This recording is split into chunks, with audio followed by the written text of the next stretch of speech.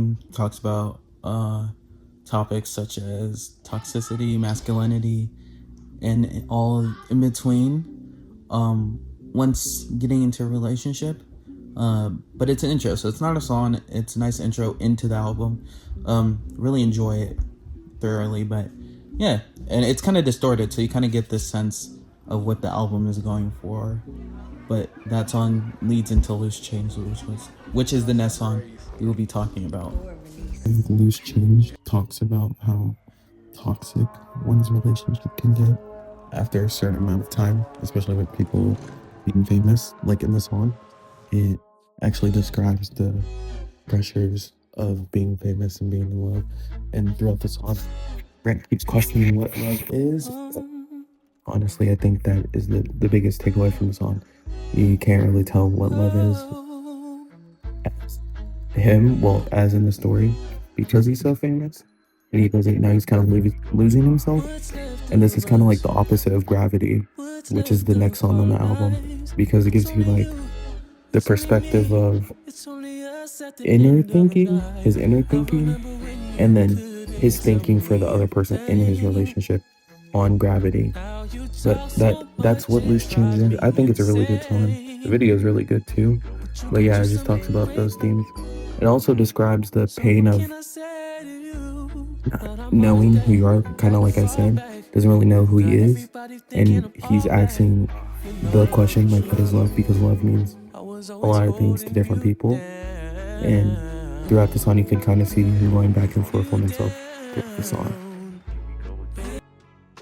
And like how I said in Loose Change, that it was the opposite of Gravity. Well, in Gravity, the song actually talking about the perspective of Brent and his partner, but it's more so talking about Brent's partner in the song. And in the song, it goes through, like, he says in the first part that, you know, but you want me home and stuff like that. And you what you want, superstar stat. He keeps, like, he mentions his status, so like we know Brent is a superstar. Came out in 2022, so this is like Brent is hitting his peak, and I think he's coming to realization with that in the song. And he's talking to his partner and being like, you know, I'm glad that you've held me up for so long, but he doesn't want to hold her back. And I think the difference between Gravity and Loose Change is, I feel like in Loose Change, the relationship dynamic shown in the song, it was actually talking about how broken and how unstable the relationship is. But while in Gravity, it's almost kind of like he's apologizing and trying to tell his partner in the song that she can, like, do whatever you want. Like, she still wants to be with him. I think Brent still wants to be with her, but it's more so about their lives are not lining up. And kind of like Gravity, you know, Gravity holds everything down. And in a relationship, good relationships, people hold each other down when times get tough. But it's kind of a double meaning, because Brent is trying to, like, let go of the gravity of that relationship because he doesn't want to hold down his partner. And I think it's a really good song. Like, all the songs are good. They all play a part in the story.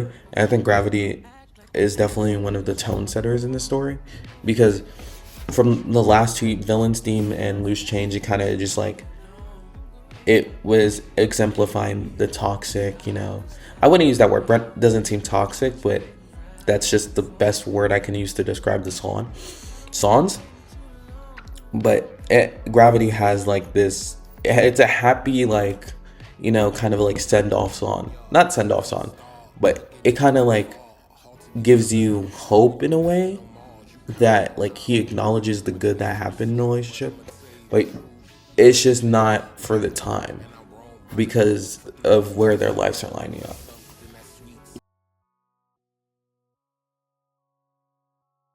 Now with Heal My Heart, it kind of is Gravity. Not, like, it's not the same song, but it kind of is the ending of Gravity. Like, I would combine the songs, in my opinion. Um, but it kind of just talks about how, like, Brent would be there. You know, he's like, in the song he states, like, I was outside every day. Like, not obsessed, but trying to make it work. And I think this would have had to taken place before Gravity, but after Loose Change, because it's like in Gravity, Brent says that I'm tired of like I don't want you to hold me down, but it's kind of flipped in a sense because in this song, it's talking about how Brent is trying to be there for his partner or his person, and it says that he always like he knows her to a T, like in and out, every trigger, everything that would make her mad, happy or sad. That's how this song plays through, and I think it adds depth to the album because so far we really haven't seen Brent be romantic, like not in a bad way, but we have not seen him outright be there for his partner. It's kind of always so far in the album's always been talking about how he's affected, how he can't find himself, and stuff like that, and a little bit self-centered. But in this interlude, it's kind of showing how Brent can be romantic, be there for his partner. It doesn't last long though because the interlude I'll be talking about next is Egomaniac, and then it goes into All Mine. Now, with All Mine being one of the most popular songs, I think this was the lead single on this album. You have to understand the context with this song. So the Egomaniac song was like basically Brent. I guess Brent went to his partner's house because it takes place in the house, and then a girl gets mad because it seems that she's pregnant, and this is the main storyline in the album that he has a girl that's pregnant, but we kind of don't see her perspective until like the very end of the album, but because we're only seeing it from like Brent's point of view and how he feels about his partners and other relationships. Now, with All Mine, it basically saying like he admits the love he has for his partner, but it comes off as rough. Hold up, self-centered.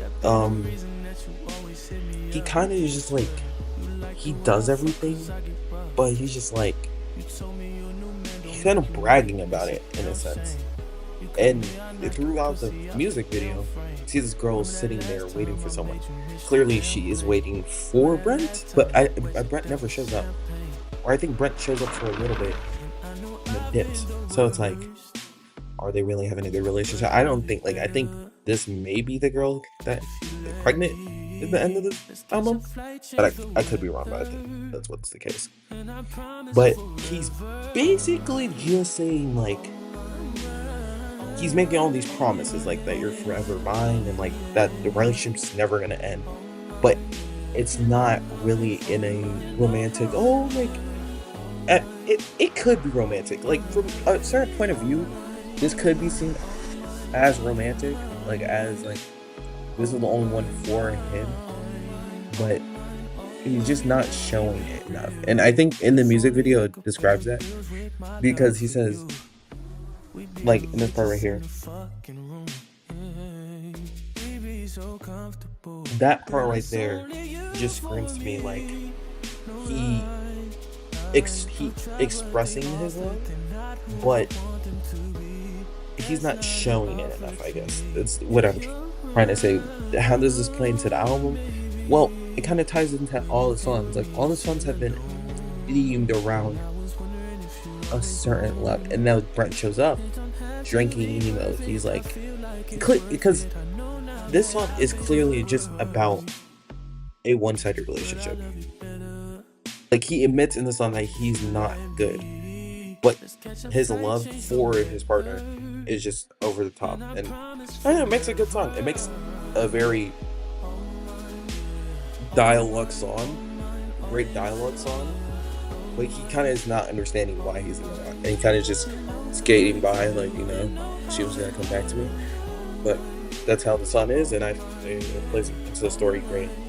Now, Price of Fame is a different track. It's the most different so far on the album because the first part is kind of going back to how Brent was acting in All Mine, but the second part's like kind of reflective. Like, he knows that, you know, there's always going to be a price when it comes to being famous and dating. Like, there's no safe space, not safe space, because there's good celebrity relationships, but for him, it's kind of like, you know, he's always going to be perceived as a manipulator of some sort, at least in the story.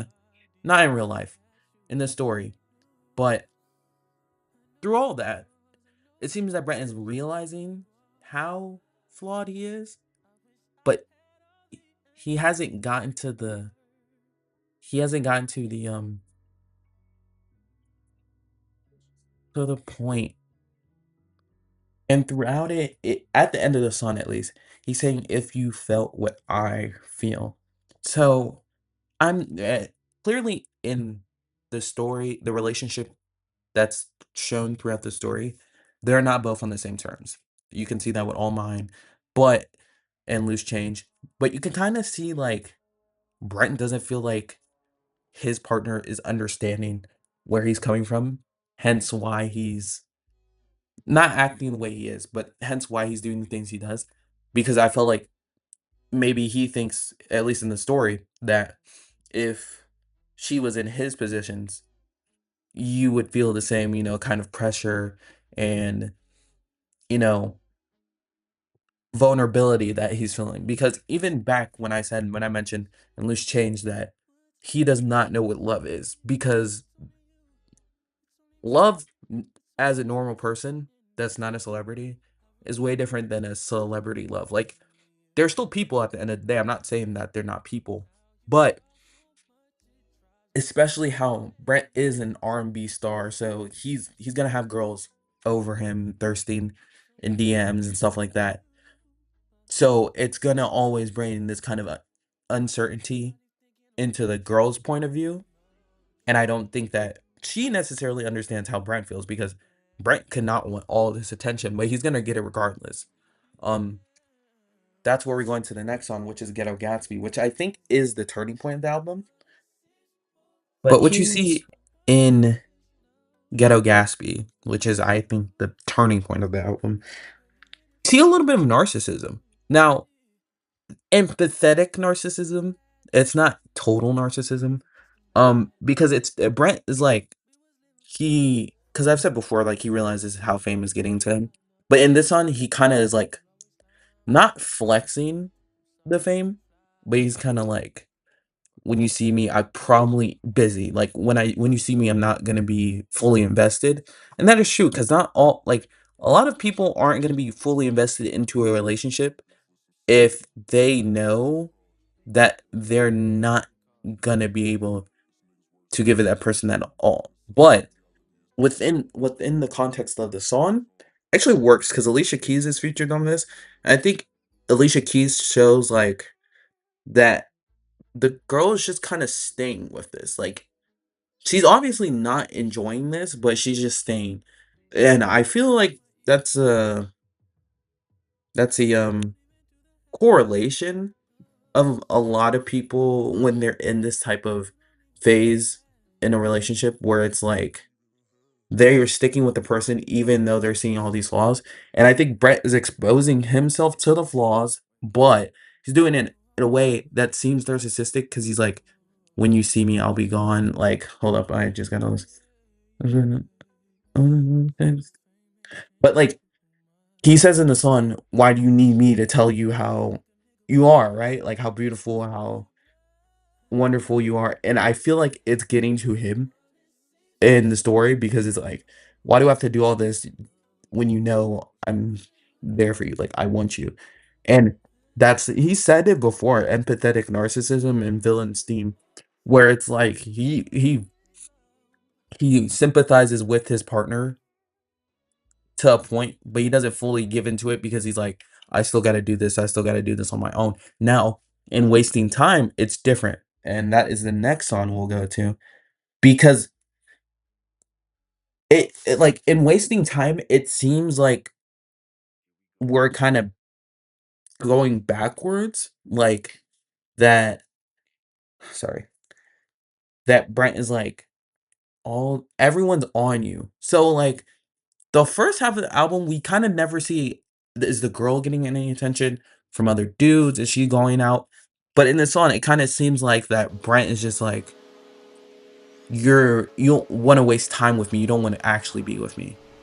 And again, it works in the correlation of the story because we, as I'm sure you guys from the album, you're like, oh, this Brent guy seems not good. He seems, narcissistic, uh, unsympathetic, um, mean, but it comes off in a loving way. But in Wasting Time, he's like,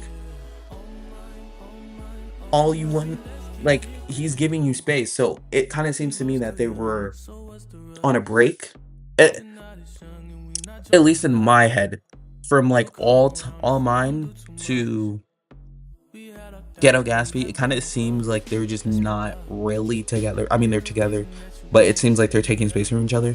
And Brent keeps referencing this on like, I'll give you all the space that you need. It's no pressure.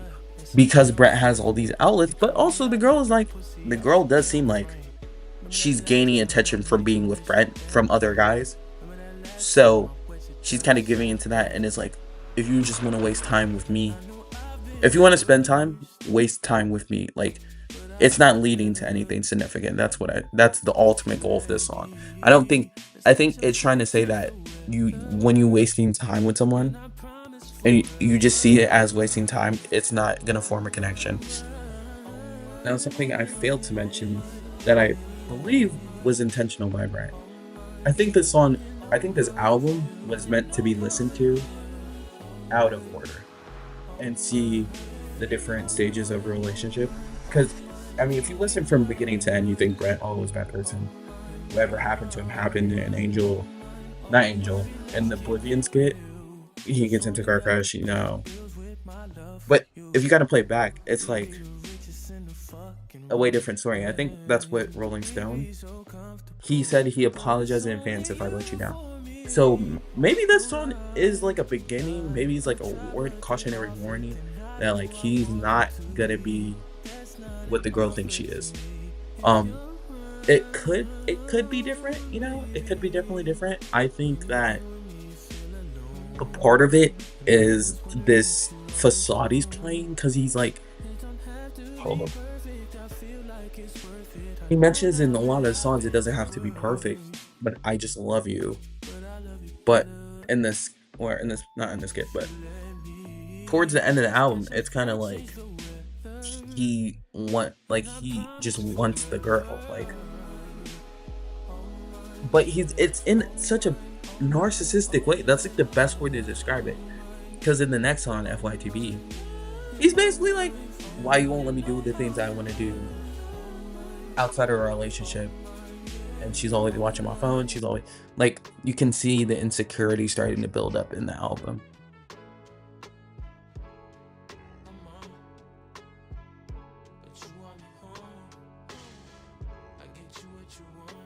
Now that I've gone over a lot of the main songs in the album, there's a lot more, but I don't want this to be too long, so I'm gonna wrap it up. The last skit is shown, or it tells the story of Brent, like, because the last song's Angel. Brent and his girl are basically getting into it. His girl is really mad. She's fed up with all the nonsense, all the BS, and she's pregnant. So she goes to this place that they first met, when everything was perfect, and she tries to, I don't know if I can say this, delete herself and the baby.